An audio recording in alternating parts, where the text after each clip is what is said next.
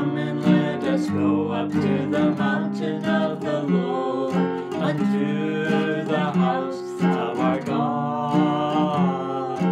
Come and let us go up to the mountain of the Lord, unto the house of our God. And He will teach us of His ways, and we will walk in His paths. For the law shall go forth from Zion, and the word of the Lord from Jerusalem.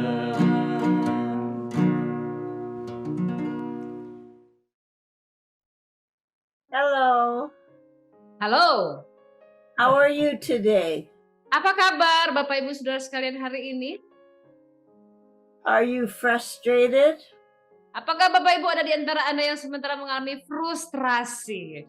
or are you at peace? Atau Anda sementara dalam keadaan yang penuh dengan damai sejahtera? What is your situation today? Saudara, apa keadaanmu hari ini? Seperti apa keadaanmu? We know that through Jesus Christ we can have victory in all of our circumstances. Kita tahu bersama bahwa lewat Yesus Kristus, melalui Yesus Kristus kita memperoleh kemenangan dalam situasi apapun yang teralami dalam hidup kita. Today we are going to look at the patient endurance of the saints. Hari ini kita akan belajar tentang ketekunan orang-orang kudus, ketekunan atau ketabahan atau kesabaran ya. So we know that the day we're in this world, we need to have patient endurance. Di hari-hari terakhir kita di dunia ini, kita butuh ketabahan, kita perlu kesabaran Bapak Ibu Saudara sekalian. We can get so led astray so quickly. Kita begitu mudah untuk lelah sangat cepat, Saudara. We can get confused and led down the wrong pathway. Kita terkadang menjadi bingung dan kita salah melangkah ke jalan yang salah. We can have many hard and difficult trials. Kita bisa saja mengalami berbagai macam cobaan hidup yang sangat berat. So we're going to read Revelation 14:12. Kita akan baca firman Tuhan di dalam kitab Wahyu pasal yang ke-14 ayat 12. Wahyu 14 ayat 12, firman Tuhan berkata begini. Yang penting di sini ialah ketekunan orang-orang kudus yang menuruti perintah Allah dan iman kepada Yesus. So this is in Revelation, and this is a time of great trial. Dan di dalam kitab Wahyu mereka sementara dalam masa-masa terberat, tersulit, saudaraku.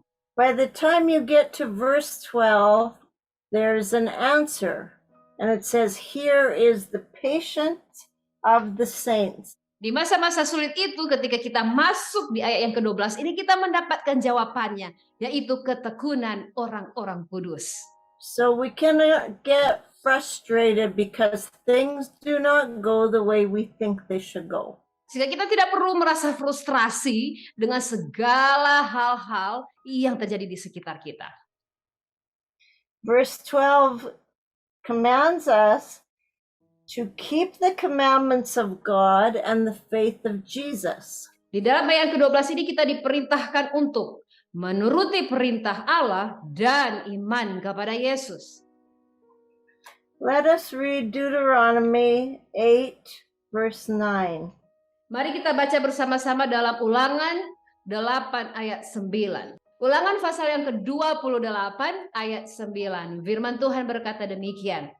Tuhan akan menetapkan engkau sebagai umatnya yang kudus, seperti yang dijanjikannya dengan sumpah kepadamu jika engkau berpegang atau menuruti pada perintah Tuhan Allahmu dan hidup menurut jalan yang ditunjukkannya. And so this is how we should walk in this day. Jadi seperti inilah bagaimana kita menjalani hidup kita di hari-hari sekarang ini, saudaraku.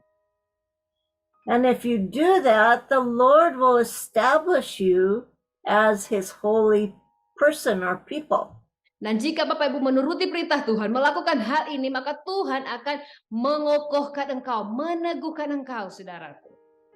So what are we to pay attention to in this hour? Nah, di masa-masa sekarang ini hal-hal apakah yang harus perlu kita perhatikan?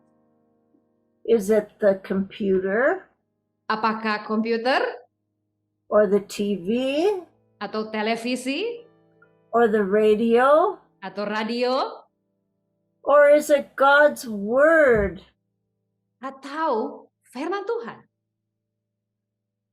Are we seeking the commandments of God? Apakah kita sungguh-sungguh mencari dan melakukan mentaati firman Tuhan? To learn them and to do them? Untuk belajar sungguh-sungguh dan kemudian melakukan firman itu. If you will do that, God will establish you. Saudaraku, jika Anda melakukannya, menuruti firman Tuhan, maka Tuhan akan mengokohkan engkau, menegakkan engkau, saudara. And there are many more wonderful verses after verse 9.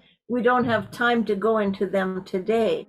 Setelah ayat 9 masih ada ayat-ayat yang luar biasa lagi, saudaraku, untuk meneguhkan kita. Tetapi kita tidak akan membahas semuanya itu hari ini. Okay, so we go back to Revelation 14 verse 12. Kita kembali ke Wahyu pasal yang ke-14 ayat yang ke-12 tadi. And the patience of the saints is to keep the faith of Jesus. Nah, di sini juga dikatakan bahwa ketekunan orang-orang kudus adalah juga bagaimana untuk tetap beriman kepada Yesus. So we can read that in Ephesians 2, 8 and 9. Kita bisa melihat dalam Efesus pasal yang kedua ayat 8 dan ayat yang ke-9. Efesus 2 ayat 8 dan 9 firman Tuhan berkata demikian. Sebab karena kasih karunia kamu diselamatkan oleh iman, itu bukan hasil usahamu tetapi pemberian Allah, itu bukan hasil pekerjaanmu. Jangan ada orang yang memegahkan diri. So it's not by anything we do. Jadi bukan berdasarkan segala sesuatu yang kita perbuat. It is by faith that we receive God's grace. Oleh iman kita menerima kasih karunia dalam hidup kita. So keep your faith in Jesus. Saudara, tetap pegang imanmu dalam Yesus. You know, Jesus said once, when the Lord returns, will he find faith on the earth? Suatu ketika Yesus berkata dalam firman Tuhan, ya, sekiranya Tuhan datang kembali, akankah dia menemukan iman di muka bumi ini? And I mean, this was in the 80s when I was pondering this scripture. Pada waktu itu di tahun-tahun 80-an saya merenungkan kebenaran firman Tuhan ini. I said, what does this mean? Pada waktu itu saya merenungkan apa ya maksud firman Tuhan ini? Because we all have to have faith to receive Jesus. Karena kita semua harus punya iman untuk bisa terima Yesus. But you know, when I look at the world today, I can understand what Jesus was talking about. Tapi sekarang ketika saya melihat keadaan dunia yang terjadi sekarang ini, saudara, saya baru memahami apa maksud Yesus lewat firman itu. Because people don't want to have faith. They just live in an instant society. They want what they want right now. Manusia zaman sekarang ini tidak mau punya iman. Mereka cuma mau sesuatu yang serba instan, secepatnya terjadi. So remember to have faith and keep your faith. Jadi Bapak Ibu harus selalu ingat, sangat penting. Harus punya iman dan pegang terus punya iman dan pegang terus imanmu dalam Tuhan. Our next scripture is 2 Thessalonians 1:4. Ayat selanjutnya adalah di dalam 2 Tesalonika 1 ayat 4. 2 Tesalonika 1 ayat 4 firman Tuhan berkata demikian. Sehingga di dalam jemaat-jemaat Allah kami sendiri bermegah tentang kamu karena ketabahanmu dan imanmu dalam segala penganiayaan dan penindasan yang kamu derita. So Paul was commending the Thessalonian church. Di sini Rasul Paulus memerintahkan kepada jemaat yang ada di Tesalonika for their patience untuk ketabahan and their faith dan iman mereka. Rasul Paulus memuji ya ketabahan dan iman mereka in all their persecutions, di dalam segala penganiayaan dan penindasan, And in all their tribulations, penganiayaan dan penindasan yang mereka derita, that they endured for Jesus Christ. biar mereka tetap terus tabah ya, tekun dalam mengikut Yesus. So do not give up. Jadi jangan pernah menyerah. It doesn't matter how tough it gets. Apapun situasimu, seberat apapun ya, saudara, jangan pernah menyerah. Remember this, Jesus is watching. Ingat selalu, Yesus senantiasa memperhatikanmu. And he is caring for you. Dan Yesus peduli dengan keadaanmu. Let us read Revelation 13, 8 to 10. Kita baca di dalam Wahyu 13 ayat 9 sampai 10. Wahyu pasal 13 ayat 9 10, firman Tuhan berkata demikian. Barang siapa bertelinga, hendaklah ia mendengar. Barang siapa ditentukan untuk ditawan, ia akan ditawan. Barang siapa ditentukan untuk dibunuh dengan pedang, ia harus dibunuh dengan pedang. Yang penting di sini ialah ketabahan dan iman orang-orang kudus.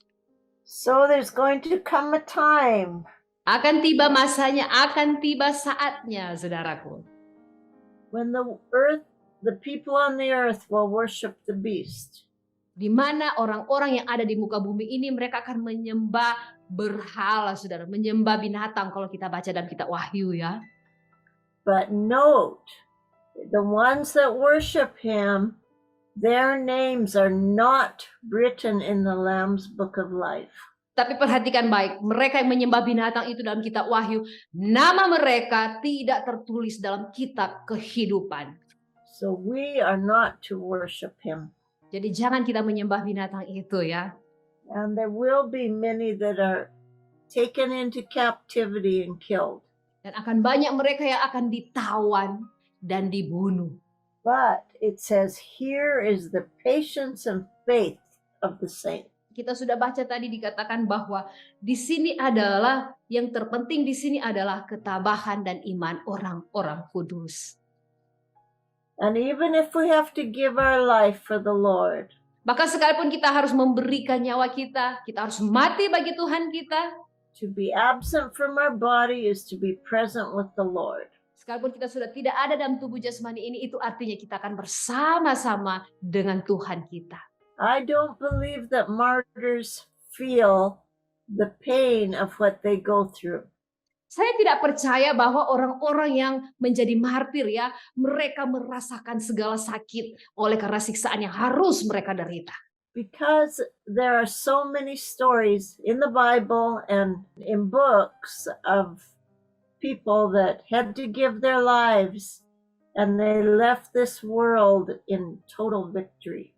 Karena ada begitu banyak kisah kesaksian ya, baik di dalam Alkitab maupun kisah-kisah kesaksian lainnya. Bagaimana mereka yang tetap setia mengiring Yesus memberikan nyawa mereka mati dengan penuh kemenangan, saudara. There's the story of Stephen in the book of Acts. Di dalam kitab Kisah Para Rasul ada kisah tentang Stefanus. And after he gave testimony of the gospel of Jesus Christ, they stoned him. Di situ kita melihat bagaimana Stefanus setelah dia dengan begitu berani memberikan kesaksian tentang Yesus Kristus, mereka melempari dia dengan batu sampai mati, saudaraku. But the scripture says his face was like an angel. Tetapi kalau kita lihat dalam Alkitab dikatakan bahwa Stefanus itu wajahnya bercahaya seperti malaikat. It was like he lay down and went to sleep. Itu seperti pada waktu matinya itu dia seperti hanya tertidur saja, saudaraku. So we have many stories like that. Ada banyak kisah-kisah yang seperti itu, saudaraku. There, later on in history, there was a woman in northern France. Kemudian di dalam sejarah selanjutnya ada seorang wanita yang tinggal di daerah Prancis Utara, saudara. Her name was Joan of Arc. Namanya Joan dari Arc, Joan of Arc. And she was burned at the stake for her faith in Jesus Christ. Nah, Joan of Arc ini dia dibunuh dengan cara dibakar ya, saudara, oleh karena imannya, dibakar hidup-hidup. And the story goes that she was singing as she was tied to the stake and the fire was lit. Dan kisah itu pun berlanjut bahwa pada waktu dia diikat di kayu dan dibakar hidup-hidup, dia justru bernyanyi, saudaraku. And do you know that even after her body had burnt to ashes, the ashes were still singing. Saudaraku, Anda tahu, Anda percaya, saudara percaya atau tidak, bahwa setelah tubuhnya hangus terbakar menjadi abu, suara pujian itu masih terdengar, nyanyiannya masih tetap terdengar. The fear of God came upon the whole region. Rasa takut akan Tuhan pada waktu itu segera memenuhi wilayah itu, saudara. And many people came to Jesus through that. Dan lewat kesaksian yang luar biasa itu ada banyak jiwa datang kepada Tuhan Yesus. I don't believe she felt those flames. Saya tidak percaya bahwa Joan of Arc ini dia menderita sakit pada waktu dia harus melalui semuanya itu. And do you know, I visited that place in France. Bapak Ibu sudah tahukah Anda bahwa saya pergi mengunjungi tempat itu ya di Prancis. It was holy ground. Dan itu adalah suatu tanah yang kudus, saudaraku. We came there and we knelt on the ground and prayed for the country. Pada waktu kami tiba di tempat itu, kami berlutut dan kami doakan bangsa itu. As we prayed and cried for France, people gathered around us. Ketika kami berdoa dan kami menangis berdoa untuk Prancis, saudaraku, ada banyak orang datang berkumpul kepada kami. They came and asked us why we cared about their country. Mereka datang dan bertanya kepada kami, kalian ini mengapa kalian begitu peduli dengan bangsa kami? Because Jesus loves you. Karena Yesus mengasihi Anda, mengasihi bangsa ini. And then we went into the big cathedral right beside that memorial. Dan setelah itu kami lanjut di samping tempat itu, saudara, kami pergi ke katedral yang besar. And there was a revival amongst the young people. Dan terjadilah suatu revival kebangunan yang besar di antara anak-anak muda. In that cathedral. Yang ada pada waktu itu di katedral itu. So that was a wonderful experience for me. Dan bagi saya itu merupakan satu kesaksian pengalaman yang sangat luar biasa. So remember France in your prayers. Jadi ingatlah saudaraku, sahabat-sahabatku dalam doa-doamu. There are people from every nation in the world in France. Ada begitu banyak orang-orang dari berbagai latar belakang bangsa yang ada, yang tinggal di Prancis. It is a very important country. Negara ini adalah salah satu negara yang penting. So I'm sort of off the subject, sorry. Our next scripture is Revelation 1:9. Ayat firman Tuhan selanjutnya adalah di dalam Wahyu 1 ayat 9. Firman Tuhan berkata demikian. Wahyu 1 ayat 9. Aku Yohanes, saudara dan sekutumu dalam kesusahan, dalam kerajaan dan dalam ketekunan, menantikan Yesus berada di pulau yang bernama Patmos oleh karena firman Allah dan kesaksian yang diberikan oleh Yesus. And that's what Paul gave testimony to, that he was their brother.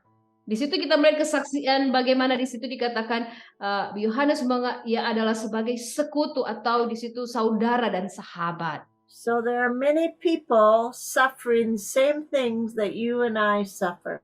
Saudara, ada begitu banyak orang, saudara-saudara kita yang menderita penderitaan seperti yang Anda derita, saudara. And John wanted us to keep the patience of Jesus' kingdom. Kita lihat di ayat 9 tadi ya, di Wahyu 1. Dan dalam ketekunan menantikan Yesus. Dalam kerajaan dan dalam ketekunan menantikan Yesus. Okay, let's go to Revelation 2, verse 2 and 3. Kita lihat di dalam Wahyu 2 ayat 2 dan 3. Firman Tuhan berkata demikian. Wahyu pasal 2 ayat 2 dan 3. Aku tahu segala pekerjaanmu, baik jeripayahmu maupun ketekunanmu. Aku tahu bahwa engkau tidak dapat sabar terhadap orang-orang jahat. Bahwa engkau telah mencobai mereka yang menyebut dirinya rasul, tetapi yang sebenarnya tidak demikian. Bahwa engkau telah mendapati mereka pendusta, dan engkau tetap sabar dan menderita oleh karena namaku, nama Tuhan, dan engkau tidak mengenal lelah. So this is a commendation sent by Jesus from the angel To the church of Ephesus. Di sini kita melihat bagaimana Tuhan memberikan pujian kepada jemaat di Efesus yang dikatakan, yang diperintahkan atau yang disuruhkan kepada Tuhan melalui malaikatnya. And he said, I know your works and your patience. Di situ kita melihat bagaimana Tuhan berkata bahwa aku tahu segala pekerjaanmu, baik jerih payahmu maupun ketekunanmu. And that was because they had to stand for the truth against false apostles. Di situ bagaimana mereka harus tetap berpegang kepada kebenaran terlepas dari berbagai rasul-rasul palsu yang ada waktu itu. And he said, I know your patience and how you worked for my name and you haven't fainted. Di situ dikatakan bagaimana ayat yang ketiga, dan engkau tetap sabar dan menderita oleh karena namaku dan engkau tidak mengenal lelah. Okay, verse 19.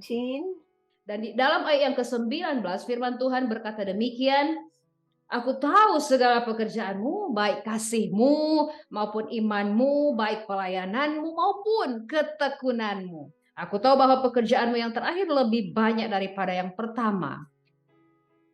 So they had a high commendation. Di sini kita melihat bagaimana mereka diberikan satu pujian, ya. Okay, let's look at the church of Sardis in Revelation 3:10. Di dalam Wahyu pasal yang ketiga ayat yang ke-10, di situ adalah Wahyu pasal yang ketiga ayat ke-10 firman Tuhan berkata demikian. Karena engkau menuruti firman-Ku, engkau tekun menantikan aku, maka aku pun akan melindungi engkau dari hari pencobaan yang akan datang atas seluruh dunia untuk mencobai mereka yang diam di bumi. So look at that word because. Di situ kita lihat ayat ke-10 dimulai dari kata karena, ya. Kita perhatikan baik kata ini. Because you've kept the word of my patience.